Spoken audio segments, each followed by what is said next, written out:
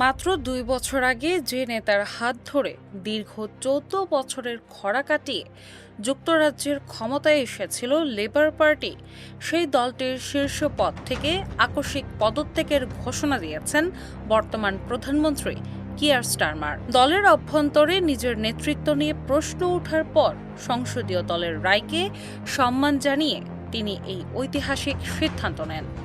তবে নতুন নেতা নির্বাচিত না হওয়া পর্যন্ত তিনি দেশের প্রধানমন্ত্রীর দায়িত্বে বহাল থাকবেন। বিদায়ী ভাষণে তিনি অত্যন্ত আবেগঘনভাবে তাঁর ২ বছরের শাসনকালের অর্জনের খতিয়ান তুলে ধরেন।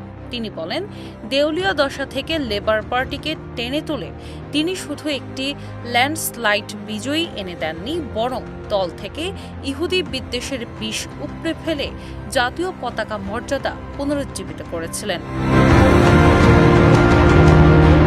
বিগত ২ বছরের সফলতার কথা উল্লেখ করে তিনি দাবি করেন, তাঁর বলিষ্ঠ নেতৃত্বে যুক্তরাজ্যের অর্থনীতি এখন সমকক্ষ দেশগুলোর চেয়ে দ্রুত গতিতে এগোচ্ছে এবং মুদ্রাস্ফীতির চেয়েও দ্রুত মানুষের মজুরি বাড়ছে।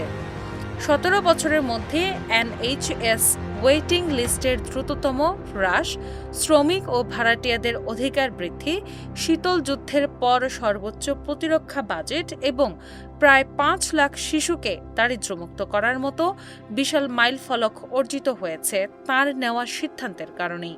এছাড়া আন্তর্জাতিক অঙ্গনে ইউক্রেনের পাশে দাঁড়ানো এবং ইউরোপীয় মিত্রদের সাথে সম্পর্ক উন্নয়নের মাধ্যমে ব্রিটেনের ভাবমূর্তি পুনরুদ্ধার করা সম্ভব হয়েছে।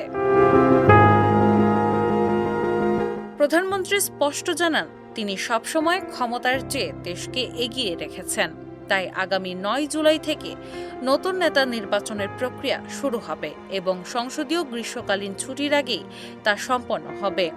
ফলে সেপ্টেম্বর মাসে পার্লামেন্ট অধিবেশন শুরুর আগেই ব্রিটেন পেতে যাচ্ছে লেবার পার্টির এক নতুন কাণ্ডারি।